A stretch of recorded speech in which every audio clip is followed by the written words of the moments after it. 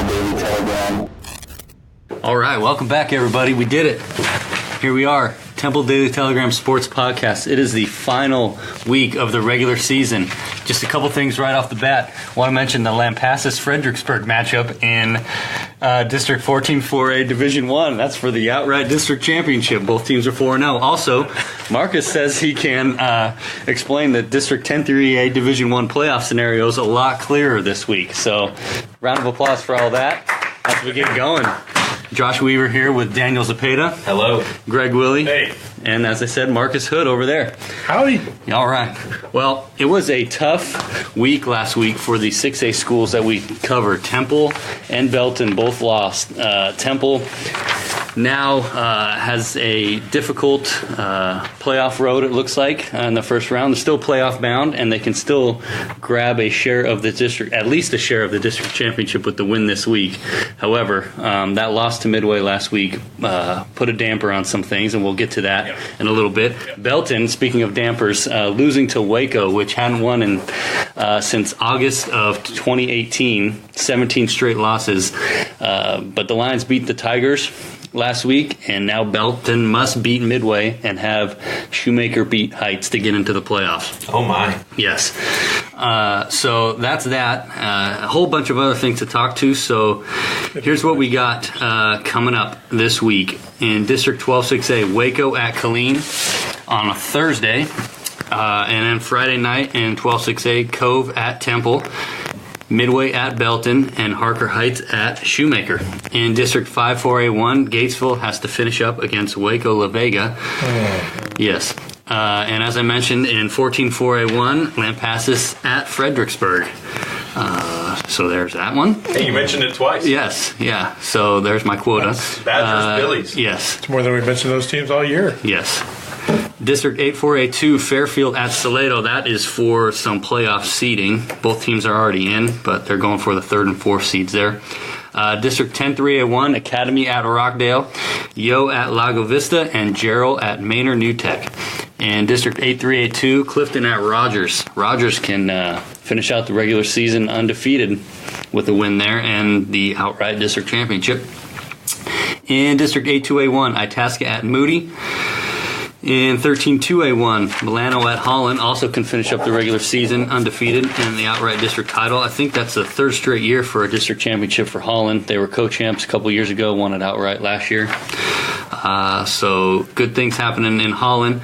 And then also in that district, Hearn at Rosebud Lot.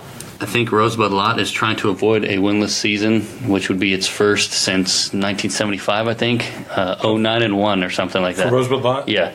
Well, since they combined. Since they combined, Rosebud Lot has actually never had a winless season. Yeah, so there you go. Also trying to break into double digits in the scoring column. Yes, yeah, it's been a rough road there. In 13-2A2, Bartlett at Iola. The winner there gets into the playoffs. Those teams have a combined one win coming into this one, or no wins. They have. Who are we talking about? Bartlett. Oh, Iola has 3 wins. Oh, 3. Okay. Bartlett has 0, but all right. Neither one will have a win in district. Right.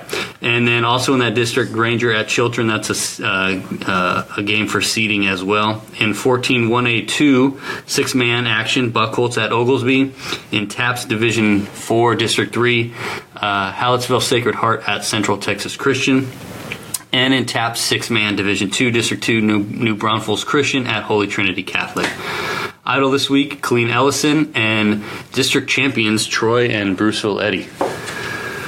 Well-deserved week off yes. for at least 2 of those 3 teams you just mentioned. 10 straight games for those teams, and then they get the week off before the playoffs. Rightly earned. Yes. Well, let's jump into Copper's Cove at Temple.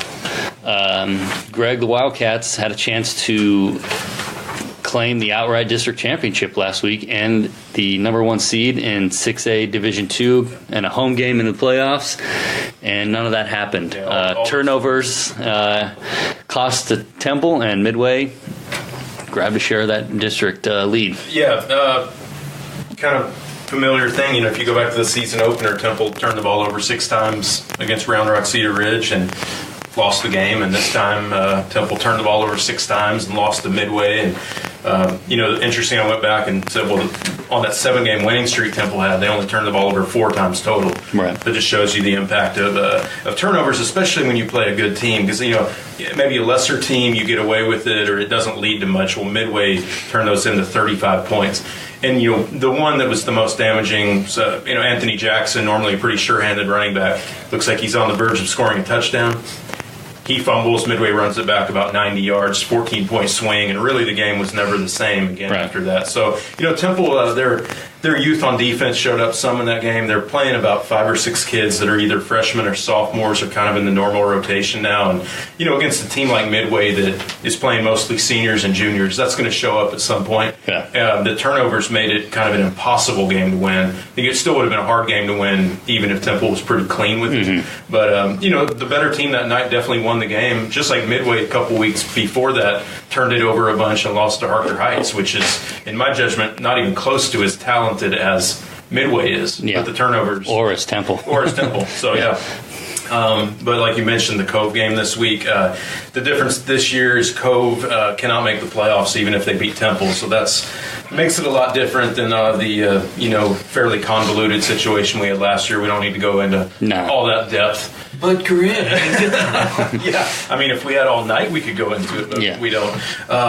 But there's still plenty to play for if you're Temple. I mean, you can take some momentum in the playoffs. You can at least share the district title. And Temple hasn't won a district title since 2015. Not that that's that long ago, but it's something. Yeah. And I mean, there's still the small chance out there that Belton could upset Midway, and that could give Temple the outright title. I mean, I don't think we think that's going to happen, but most of us didn't think Midway beat Belton last week, and that I don't know why y'all were thinking that. We'll give Marcus props on that pick. Yeah, Midway would have to have a game like it had against Harker Heights against Temple this week for the best chance at that upset. Exactly. One thing to watch for is, Quentin Johnston, who's been such a good receiver for Temple the last 2 years. No touchdown catches in the last 3 games, which for him is like an eternity. I mean, I don't think he had gone longer than maybe 1 game in his whole career without one. So I think you can look for Temple to just try to get him the ball deep, open space, whatever. They have to have him if they're going to take some momentum into the playoffs. And it looks like Temple will have to play at Longview in the first round, which they'll probably be on a 26-game winning streak, defending state champions, and it'll be at Longview, which I don't think they ever lose there. Right. So that's going to be like a Herculean task. But if you're Temple, I mean, some people thought they were avoiding Longview last year. Maybe. Yeah. Maybe not. Who knows? But this year they're probably going to get them, and they'll go there to win and see what happens. Yeah, they don't. Obviously Temple's offense has been pretty electric this year, but they don't really use Johnston much outside of sending him out on a route, right? I mean, they don't send him much in motion, give him the ball that way, things like that. You think maybe Temple's been pretty close to the best on offense this year. There's not a lot of motion, not much trickery. He's kind of that guy that runs the fly route, maybe a 20-yard hook or something. So I mean, they kind of just stick to their guns. They run it with they got 3 good runners. They've got a couple good receivers. Maybe they got some wrinkles this week, or maybe they saved a couple for Longview. You never know, but he's a guy. He's too good to not get the ball more. Right. I think he only has 29 catches in 9 games, which 3 a game basically. Yeah. He's going to Texas for a reason. 6'4". High jumper, so he's someone you have. Some of that is a product of the offense being run, right? And this year it's a little bit different. I mean, Temple's running the ball quite a bit more, and rightly so. Being paid to Johnson, sure, because he's no secret this year like he was at times. Maybe last year, but anyway, it's not ideal for Temple right now. But I mean, if you can win any piece of a district championship, you got to say that's a positive, no matter what the playoff road looks like. So one more chance. And another thing is, Temple's honoring its 1979 state championship team 40 years later. I think a big group of those guys are going to be there. So, that you would think that might give Temple a little boost of energy or pride or whatever you want to say. I'm sure that a lot of those guys are there pretty much every Friday night anyway, but a little bit of a special ceremony, I'm assuming, this Friday. You got to be on the field. Yeah. One more thing just to mention about that game is, even though Copper's Cove isn't going to the playoffs, they did knock off Harker Heights a couple weeks ago. they took Shoemaker to overtime last Yeah. week, and they got a guy, Micah Cox, who's They have the district's leading running back. 1,500 yards rushing, 19 touchdowns, and another guy, De La Cruz, who's pretty salty too. So, I mean, they're not a great team, but I think on a given night they could pose some problems for people. Yeah. Especially if no, that offense, it takes a bit of discipline to stop that offense. Yeah. I mean, they run it really well, and like you mentioned in your notebook, they've been doing it now for 10 weeks. So it's going to look good, and Temple's going to have its hands full. But and last year, Temple's backups had a really hard time stopping it in the fourth quarter. Yeah, we're so attached to our phones these days. We had one rule tonight for this podcast is to keep the phones away from our recording devices. I do remember that. And Marcus has twice now violated those rules. So I'm not. If this sounds bad, it's his fault. We think he's placing bets on high school. Yeah, I don't know what's going on over there. Actually, I was just turning my phone off. Anyway, 2 weeks ago, Belton beat Killeen Ellison 14-12, which at that point was a massive victory for the Tigers. It vaulted them right back into the playoff mix right before they went in and played previously winless Waco. Yes. Belton missed a huge opportunity last week. If Belton had beaten Waco, all that would have mattered this week was the Harker Heights Shoemaker game. The Belton Midway game, for Belton at least, wouldn't have mattered much, win or lose. It was all about if Shoemaker could beat Heights, and those two teams, Heights and Belton, would have been tied. Belton beat Heights head-to-head. Belton's in the playoffs now. Belton has to beat Midway, which it hasn't done since 2011. I think it's 7 straight Midway wins over Belton, and also have Shoemaker still beat Heights. So you're saying there's a chance? Well, which is incredible with the way Belton's season has gone. I mean, they only have 3 wins. They're 3-6, and it's just been an uphill climb, even in some of those victories. Nothing's really gone the Tigers' way this year. Injuries and young guys having to step up. I mean, they've started like 5 sophomores on offense, which is a lot.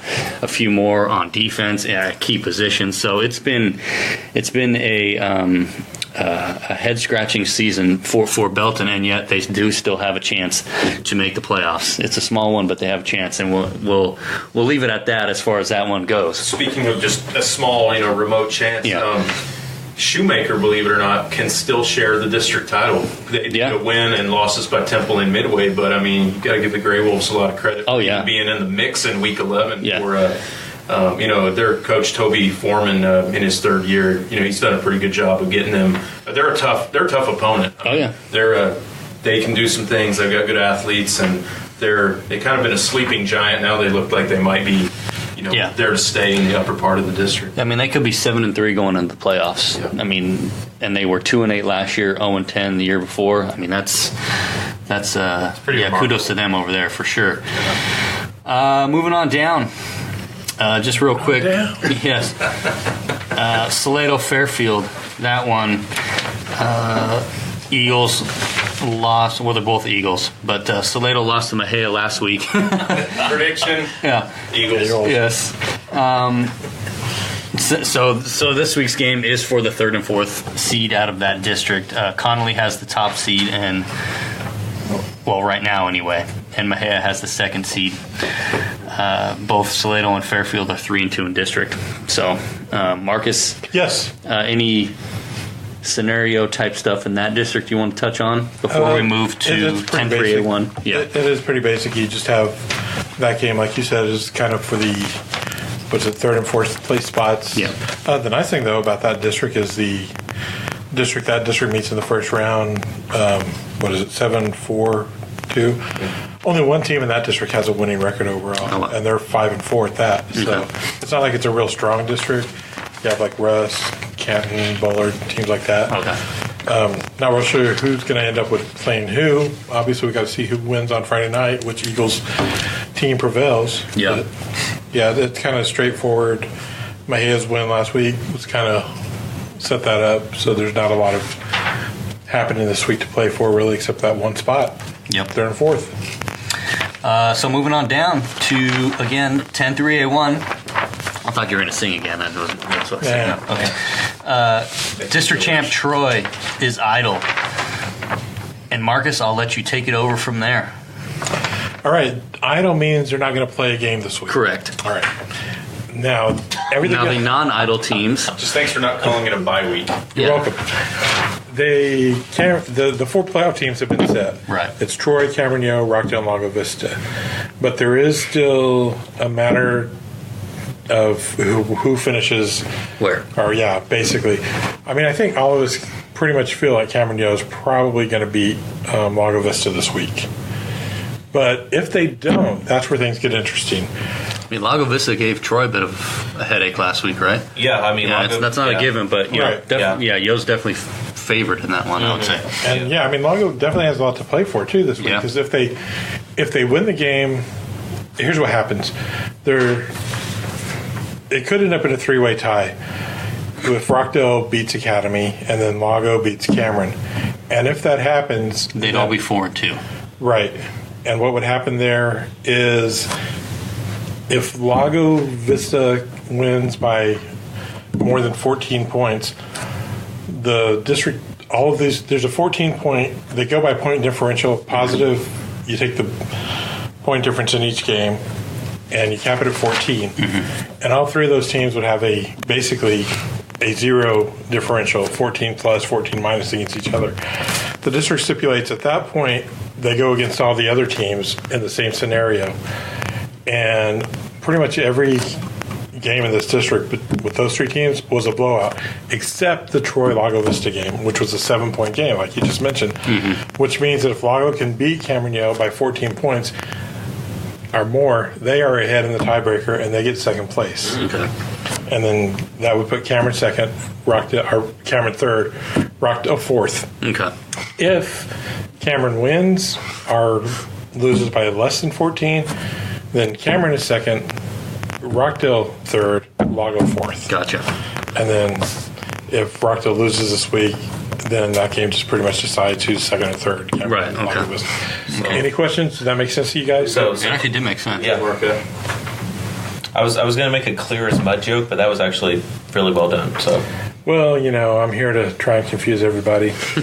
And the thing about that is, third and fourth place matter because of what it is in that other district. You got Grandview, which has actually got upset last week by Whitney, kind of surprised some people. So right now you don't want to face either one of those teams, really, Whitney or Grandview, because those are looking like 2 tough teams. So not that So you want to be a top So right now- seed coming out. right. Of Not So that right Troy, now- Rockdale, Cameron are slouches by any means. Right now, Whitney is first in that Yeah. district and Grandview second. Yeah, and I think Whitney actually, since Whitney is undefeated in that district and they've already played, Whitney is going to win that one. Okay. Grandview, I believe, can finish no lower than second. I don't look at those districts too much. Grandview defending state champion. Yeah. Yeah. So that was obviously a big win for Whitney. Yeah. So you could be looking at a Rockdale Grandview game With- in the first round. and those if- two if- teams played last year in the same round. That's right. Right. Yeah. And then third place, whether it's Cameron or Lago or whoever. Or Who are the other 2 teams there in that one? Is it? Teagan West. Okay. And Familiar. Those That- 2 played yeah. this week. Yeah, those 2 do play this week, and that'll determine third and fourth in that district. So Okay. Troy gets one of those, and whoever's second gets the other one. Whoever Probably plays Cameron. Grandview has to go against the referees and the Zebras in the first round.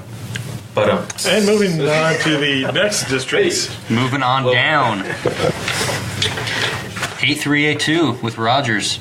Not a whole lot to discuss there. 3 of the 4 spots are taken with Rogers, Lexington, and Clifton. The last one will be decided when Florence and Hamilton. Yeah, But the standings. how's that going to work? Well, the standings on this page are. I was going to say. That was like the only district I didn't update for some Yeah, reason. I was going to say, I what's just looked going at on that, here? like, what did I do? Did I just skip over that district doing Yeah. the standings? People at home don't need to know that. But that is true. I mean, those 2 teams are playing each other, right? I believe so. Yeah. Yeah. It's like, I'm just going to go to 10-3-A1, then go on to Right. 8-2-A1, and just skip over Rogers. 'cause But Rogers, they're in. I think they haven't gone undefeated in the regular season since 2013, I believe, and the last district championship outright was 2014, something like that. When they, Jeff Walker team back then, Yeah. right, at Rogers. Yeah. I might have that Check my switched. phone here. But, obviously Rogers has been playing quite well, and they can wrap up Yeah. that outright district championship, which would be a pretty big night And the in other thing, Rogers. if you look at it, last year, even though Rogers was a pretty good team last year, Clifton beat them 41-8. Yeah. So there's quite a, probably a chip on Rogers' shoulder. Like, let's sure. show them, how much better we are this year. Yeah. Clifton's not bad, so that won't be an easy game. And right now, it looks like Rogers will be facing off against Rice in the first round. of Okay. playoffs. I mean, Clifton is only. University. Did you update Yes. like points for and points against and all that stuff? I honestly just out of don't know. curiosity. Yeah. Okay. Well, anyway, Clifton hasn't given up a whole lot on defense. Even if you add in the 6 they gave up last week against Florence, that would be 113. If it's already updated, it's 107. I mean, that's only not a whole 12 lot. game for the whole year. Right. Yeah. Right. So Rogers is averaging about almost 50 points 50 a game? points a game. Yeah. So nice little matchup there. Yeah, I think I started to do that, and I realized I hadn't finished when you were going down the list of this week's games. I'm looking at it, Yeah. I'm going, what? Wait, that doesn't match? Yeah. In 8-2A1, we already talked about Bruce Villetti clinched the district championship last week with its victory over Bosqueville. Kind of a back and forth game there, but Bruce Villetti pulled it out. Those 4 spots are already taken up with the Eagles, Italy, Bosqueville, and Riesel. So that one's decided. Yep. Not much more to add there, I don't think. Playoff matchup, did you check that It looks district? like Bruce Villetti will probably be playing De Leon. Okay. Or De Leon, or however you want to say De it. Leon. I think you're right on that. Yep. Some people just like to put the pronunciation in the wrong spot. De Leon. It's kind of on the way out to I'm going to go see De Leon. It's over on the De way Leon out to River. what? Abilene, more or less? Well, yeah, Ballard? it's kind of west of Dublin, Okay. out in that area. Get yourself some Dr. Pepper and go watch the football game. But yeah, Bruce Villetti had in my stats in the box for people who read the box Friday night, I had Nathan Quattlebaum's stats wrong. He actually had 344 yards rushing. It's just when you look down, like in the first half, and you see a 189 on next to his name, rushing yards, you think to yourself, that can't be right, and you assume the 8 is a 3, and you back up for 50 yards. So I kind of messed up. They were running a fast-paced offense. I was kind of doing it in a hurry. So that's my fault. Plus, there probably aren't any like hash marks out there in that field either. There are not. Yeah. Oh, And that does make it a little bit difficult. Yeah. What a season, rough Mr. sledding. Quattlebaum. Oh, I know. Of course, Daniel will get to the stats later. Yeah. But, I don't want to But steal that's a his nice thunder. tease there. I mean, it's been, Yeah.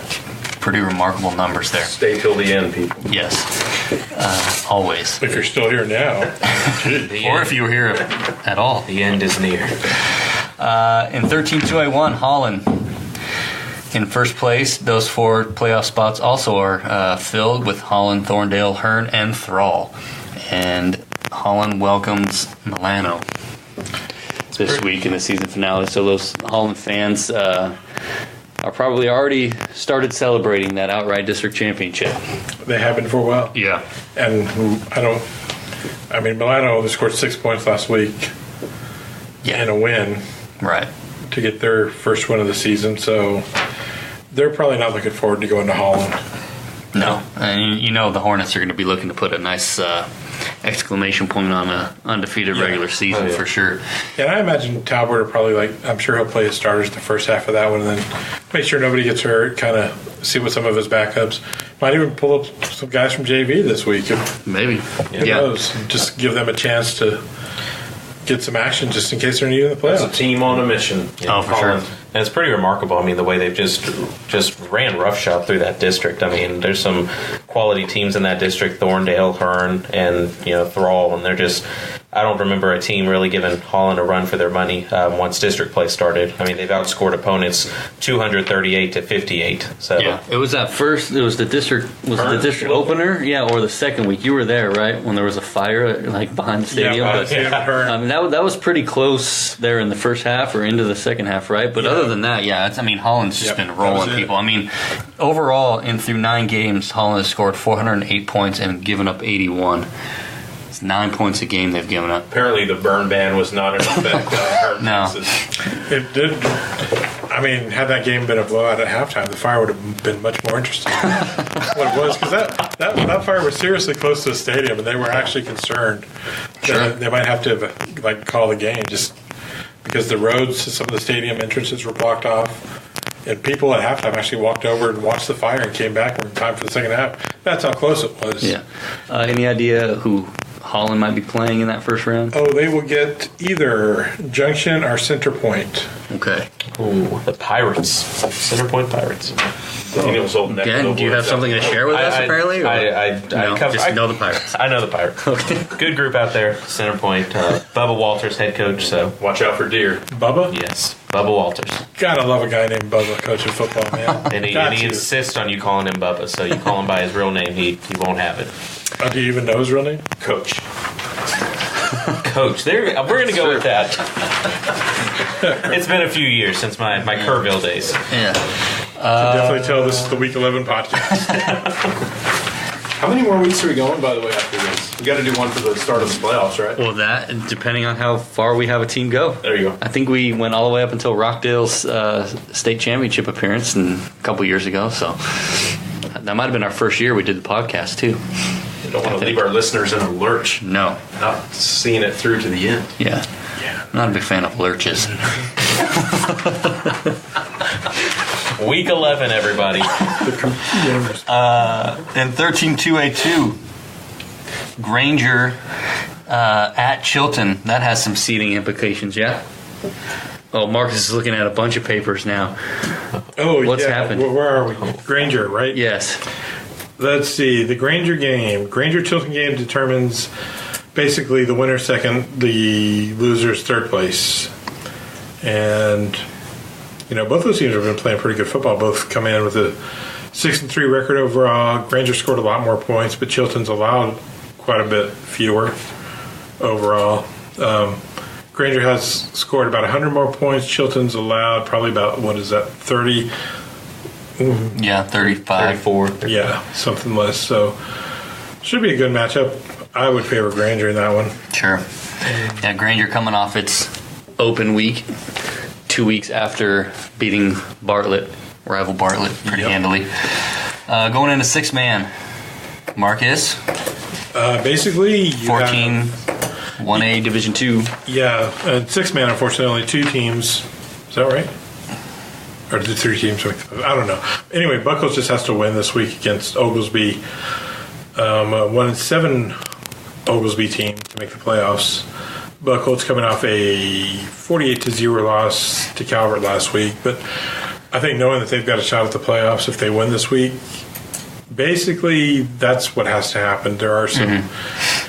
It could get kind of kooky if McDade were to upset Calvert, and then you have a kind of a 3-way tie for that. And what does it say in parentheses there? No clue if it's a 3-way tie. Exactly. And I don't. I was looking at it wait a minute. I don't blame you. I don't know either. I think Calvert's probably going to take care of McDade there. Yeah, most likely. But we can't assume that for the paper wise. But I mean, I didn't make phone calls thinking that same way. Calvert's probably going to go ahead and win their game. So all that matters is if Buckles wins its game. So because if it's a 3-way tie and 6-man. It's kind of hard to have that point differential and capped at 14 points because who does that in 6-man football? They should cap it at 45. And let's see. We talked last week about Central Texas Christian already being in the playoffs because all 4 of those teams in that district qualify. You get a trophy. Simply by existing, you're playoff bound. But still, CTCS at 5-4 overall can get to 6 wins going into the playoffs, and their goal once there is to get past that first round. I don't think they've done that in a couple years, and I know that was kind of the talk this season for them, getting past that first round. Battle-tested team. They've been in a lot of close games, and they haven't been. I mean, they beat St. Gerard pretty easily last week, but it seemed like they've played a lot of good teams, both in and out of district, and at the very least, they should be pretty seasoned by now. 3 straight wins. 3 straight years now that the Lions have finished 500 or better. Okay, so there you go. All right. Anything else? I think that's all of them. Did you mention that Lamb passes Fredericksburg game within the last 25 minutes? No. I don't think you did. But you took care of that for me, so that was cool. All right. I don't think there's anything else in 12.6a we needed to explain. We kind of pretty much went over that. Greg, you have one more thing? We went from 256 possible scenarios to just one that matters for Belton this week. And really, well, yeah. And Temple hopes Belton plays its best game since like week 10 of last year. Yeah, it's kind of weird. You definitely have Temple rooting for Belton, and up in 10-3 way, you have Rockdale rooting for Cameron. Yeah. Like, what? Milam County Pride. And speaking of Yo's defense still, I mean, I know their schedule has been a little light with the exception of Rockdale these last 4 weeks, but I think Yo's defense has only allowed 19 points in its last 4 games. Yeah. That's But they pretty need remarkable. They need to be careful this week, though. I mean, Lago Vista It's a different offense. going to the playoffs, and I mean, last week against Troy, that was the only team that I've seen that really gave Troy a fight from beginning to the end. I don't think Troy ever had more than maybe a 14-point lead. It was close all the way through, so. Yo really needs to just buckle down and take care of business because, especially being in Lago, anything can happen. Yeah, for sure. Yeah. All right, well, Daniel, since you were the last person to say something of note, you might as well just continue and entertain us with the stats. We alluded to it earlier. All right. Here we go. Let's go. So, Nathan Quattlebaum, we've mentioned him a lot this year. Out of Bruceville, Eddie, 2,201 yards rushing, 27 touchdowns on the year. Zach Herbachik out of Troy, 1,722 yards, 26 scores. Clay Cooper out of Holland, Mr. Thor, 1,339 yards, 19 touchdowns. Cameron Valdez, the highly recruited junior running back out of Rockdale, 1,331 yards, 23 touchdowns. Charlie Hudson holding things down over there for Central Texas Christian, 1,281 yards, 18 touchdowns. Carlos Reyna, Mr. Do-It-All over for the Granger Lions, 1,133 yards on the ground and 20 touchdowns. Work Brown, part of that three-headed Salado rushing attack out of Salado, I think I already said that, but 968 yards, 13 touchdowns. James Dubose from Cameron Yo, 920 yards, 11 touchdowns. And then wrapping it up, we got one more guy out of Salado, Hunter Turk, 900. Out of Salado. Out of Salado, 914 yards, 11 touchdowns. What did I say? No, you were right. Was I right? Okay. I just wanted to say Salado again. I've never heard that I was right before. And if you could work in another reference to three-headed monster, we're going to passing, so let's see what I can do. I don't know here. Moving on to your top quarterbacks or top passing quarterbacks in the area. Jace Robinson from Rockdale, 2,142 yards through the air, 28 touchdowns. Braden Brashear out of Cameron Yo, 1,961 yards, 25 touchdowns. Vance Willis comes in next for Temple, 1,562 yards on the year, 16 touchdowns. Trapper Enzor for Bruceville Eddie, 1,378 yards, 17 touchdowns. Zane Spin from Holland, 1,333 yards, 13 touchdowns. Ruben Jimenez, the dual threat quarterback for Belton, 1,159 yards, 11 touchdowns. And then wrapping it up, Heath Schiller out of Rogers, 1,104 yards, 17 scores. I'm impressed that the Bruceville Eddie quarterback has had time to throw for 17 touchdowns. Quattlebaum with as much as they run over there. Yeah, and last week, early on, Kyle Shopping said, you know what, we're not going to win this game by passing the ball, so we're not even going to bother anymore, and he just ran. And I don't think Enzor had but maybe 2 passes the rest of the game. So yeah. It can definitely hurt you through the air or on the ground, so we'll see what happens come playoff time. Moving on to your top receivers in the area. Keyshawn Raven out of Rockdale. He's led the area in yards receiving, 816 yards and 10 touchdowns. Braden Lilly, the tight end out of Academy, 728 yards, 5 touchdowns. Kobe Young from Cameron Yo has 726 yards, 11 touchdowns. Quentin Johnston from Temple, we've mentioned him already in this podcast, 684 yards, 7 touchdowns. But Greg, no touchdowns in the last 3 weeks. Correct. So keep that in mind. Yep. Another guy out of Cameron Yo, Zachorian Spike, 606 yards, 7 touchdowns. Joseph Crathers comes in next out of Gerald, 481 yards, 4 touchdowns. And Mr. Caleb Curley out of Holland, 461 yards, 4 touchdowns on just 14 catches this year. Solid average. I'll take it. Yeah. It's more than me. We will be back next week with playoff matchups. Just trying to win a game. Kidding me? I'm sure we're just did a quick looking count. for. Greg did a quick count. Hang on. A little quick count update. All precincts reporting. Well, except for tomorrow night. Looks like we should have about 14 playoff teams in the coverage area. That's a lot. Yeah, including Lampasas and your Colleens and everybody. Yeah. 14, which is 14 of what? Half of our 25. Yeah, something about like that. Yeah. Let's see, how many of those would be undefeated through district with a win? Got maybe Lampasas. Yeah. Now we got to Troy, fill this dead air while we count. Rogers. That's hard to do. Talking and reading at the same time. Yeah. So, You say Troy? I did say Troy. Okay. Who is idle, not by this week. Right. Well, That's all I got. Got Bridgeville Eddie on you. Eagles. And they will stay that way, as will Troy. I said that was all for me, so I can't add anything. all right. Goodbye.